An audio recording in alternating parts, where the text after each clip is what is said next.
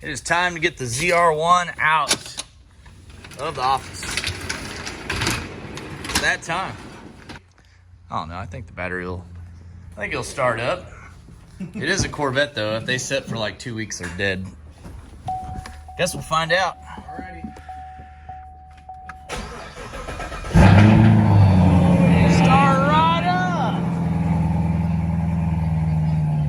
All right.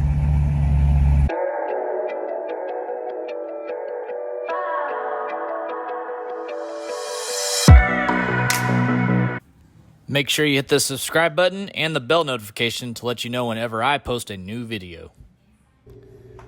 How's it going, everyone? Welcome to the channel today. We're gonna start off with this stuff with the EPA that's happening right now, and it's pretty crazy, really. So basically, the EPA came out and said if you modify your car that has a VIN number on there and you take the emissions off or put a part on there that isn't basically 50 state compliant, it's illegal. Like, that is illegal. To tune your car, to take the catalytic converters off, that's illegal. To put a big camshaft in your car, that's illegal. To put basically anything, superchargers, all that stuff, they're saying it is now illegal to do that because you are altering the way that car came and it takes the emissions off the car. What do y'all think of that? If you're a car guy like me, it probably makes you pretty upset, and it's like, how can they even do that? You pay for the car, that is your property, but they're telling you what you can and can't do to it. It's pretty messed up, honestly. Should we care about the environment? Yes.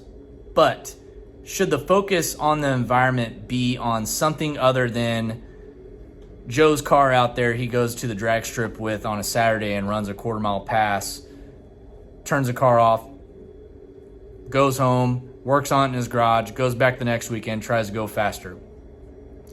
That should not be the focus, in my opinion, of what the EPA is going after. I think bottom line is, I think a lot of it's money driven. They're probably going to get to the point where they're going to start taxing these parts, taxing these speed shops extra for modifying cars.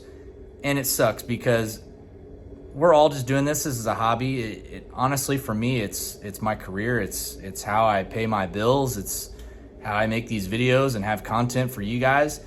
My business is street car drag racing. It's also a performance shop, which I'm sitting in right now. It's scary, guys. There is a deal though. It's online. It's called the RPM Act. It's set up by SEMA, which, as you all know, the SEMA show out in Las Vegas, the PRI show that's in Indianapolis every year, the performance racing industry. They have a deal set up to where they're trying to get to go through legislation which basically makes them not be able to fine you if you are turning your car into a purpose-built race car. If that doesn't pass, who knows what's going to happen? Maybe we won't be able to modify our cars no more. Performance shops are going to close. Drag racing events are going to shut down. Basically, it's going to end the industry if they enforce it enough, and it's scary. Should be scary to all of you out there. It should be scary to me, which it is. I'm telling you, that's why I'm making this video right now. Y'all need to go on and sign a petition for this RPM Act to go through. It basically emails your governor, your senator there in the state you live in, and tells them, hey, this is a big deal. You need to support this. And, basically I'm telling you right now that I'm not going down without a fight. I'm going to put the link for that RPM Act to just sign. It literally takes less than 2 minutes to sign this thing, guys. Every single one of you watching this video need to sign it. If you've already signed it, thank you.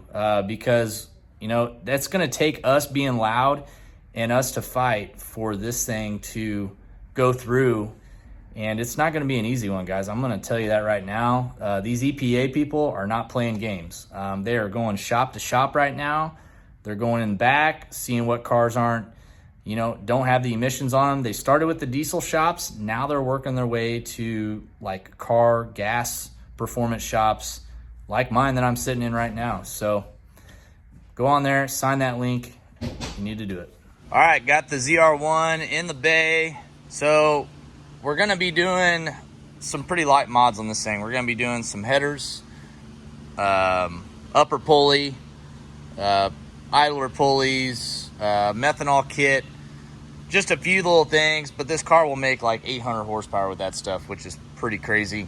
And Steve's got to get familiar with the LT5. Yeah. So we're going to be doing LT5 things on the channel. So yeah, be pretty cool to get started on the C7. Had this car for about 9 months and really haven't drove it much, but we're about to change that. And for all y'all wondering, no, we are not pulling this engine out and putting it in a truck. They sell LT5s. So yeah. If we were taking it out and putting a built motor, then yes, we would use this motor. But we're not doing anything like that to this car. Surprisingly, you can buy plenty of LT5s. You can. Got a stock of them. And they're really not that bad price considering what you get. Yeah. It's like $3 grand more than an LT4. Yeah. And you get a way better supercharger and everything. It's a no-brainer. Yeah. Skip the Magnuson, go straight to the LT5 blower. Yeah. So these cars come with these carbon fiber covers on the hood, basically like a shaker hood, and it's just 4 little 10mm bolts, and the cover comes off, and then you see the big old supercharger underneath that.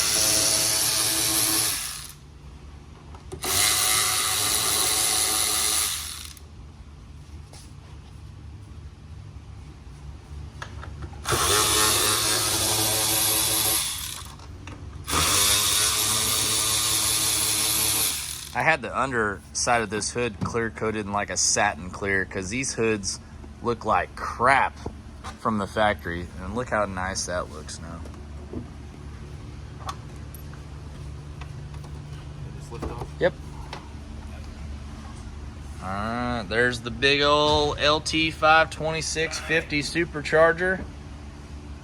She's a big one.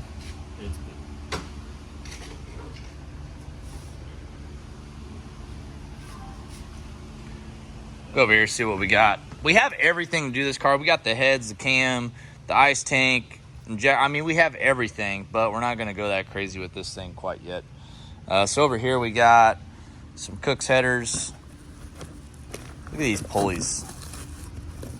Talk about some ribs. It's 11 rib, right? Yep. We're going to be putting a 285 pulley on it. Got the throttle body adapter for 103, idler, that's the thermostat. AMP billet thermostat. It's already got an intake on it. We got the alky kit right here we're going to be installing, so a bunch of cool things. Throttle body in here. Oh yeah.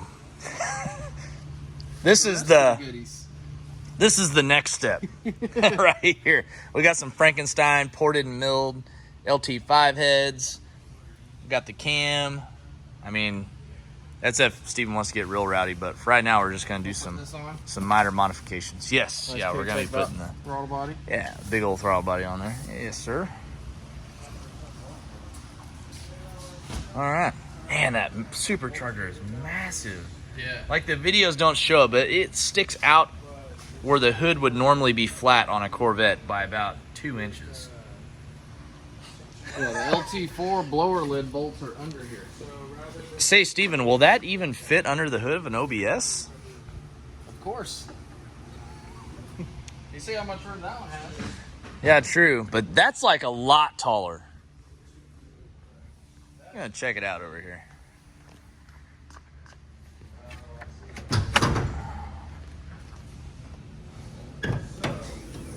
Oh, yeah, we'll be good. We'll be really good. Sticks up about 5.5 inches from the valve cover. Yeah, no, we're solid. Let's see where it's going to be sitting. Say about from back there. Oh yeah. So it's how much? Almost an inch and a half taller. Inch and a half taller. Wow. There's still plenty of room. Yeah, we got plenty. We can even put some spacers on it, even stick it up higher. Yeah. Longer runners. Talk to Cletus, get one of those Aerodyne hats for it. Yeah. Check out the Forge Line beadlocks though. Those things look so good on there. Of course, you know, got the Nittos. We went 9s on them already. That was on a 20. I think it'll go faster. the bigger sidewall. Oh, that was with the 20-inch wheel. Yeah, I didn't even have those when I ran that 9. Yeah. I like the black on black with the carbon. It looks sick. Yeah, it does look good. Gosh dang, this car is just sexy. This shaker hood probably costs more than the whole hood. Probably. Yeah. It's nice. Yeah, it is. Oh, wow. It's Heat got tape. a heat tape underneath. I didn't even notice that. There's the part number. We should look it up just for shits and grins. Oh, yeah, that is a part number. Who makes it? It's got a GM tag, but it looks like an aftermarket company. Did Bot Tech? Whoever it is, they Must got a be Polish. big money contract there. Tim's up to over here. Tim, I see we got a Vortec supercharger car, but this is not a Vortec. Ditched the old ragged out Vortec, and we're doing the new VMP Odin. 2650.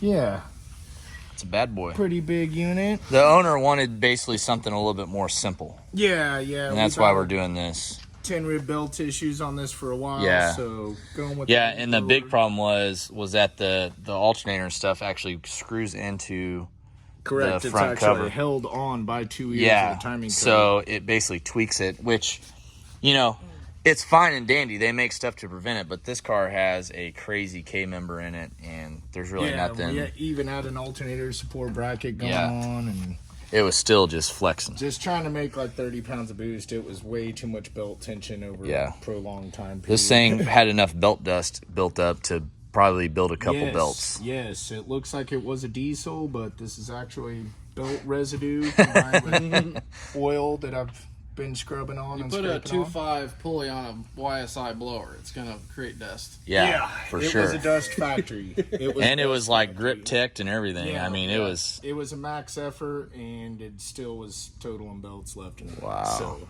we think we're heading in a good direction. Yeah, It should be a no. lot This better car's for- going to be awesome. The owner's going to be really pleased You know, with. it's definitely a race car, but it's probably going to be way more reliable and drivable. Yeah, I agree. Sweet. All right. It's Marlin time, Marlin Steve. time. We'll probably just leave the hood on. Yeah. Got the new pulley on. It's pretty cool. You just unbolt that 4 deal and the whole thing comes out. That way you don't have to take off the complete supercharger. Just change the pulley on these ZR1s. Oh yeah. And it's basically like a new GT500 Mustang. Same deal. Except the GT500 Mustangs are screwed on like a Hellcat. These are pressed on, which makes it a little bit more difficult, but still not bad. They just make the shaft a little different. All right, there's all the boost right there. All right, so we're gonna be putting on a set of Cook's headers with the high flow cats because we have to do that now. So right now we're taking off the old factory exhaust, and then we're gonna be throwing on the new Cook's headers. Should look pretty good underneath here. Underneath of the ZR1, got the dry sump oil cooler lines. The Cook's headers are nice. It's one of the only brand of headers that we've seen so far where you can put the header in without disconnecting these lines, which save you about $100 in oil. And the X pipe's gonna go right through here into the factory exhaust. We got some nice stuff under here versus a Z06.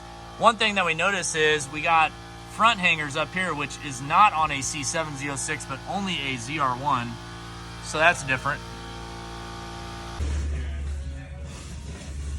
Got the Cook's 2-inch headers.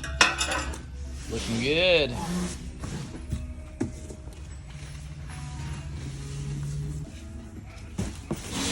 Steve just listens to time-lapse music, so I don't even have to add it in the videos anymore.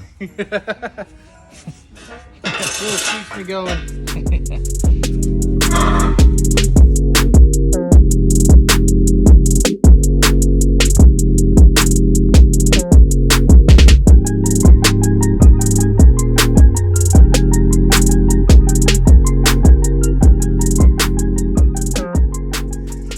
Okay, let's see. We got the DSX idler pulley on right there. Had to do some trimming on the throttle body.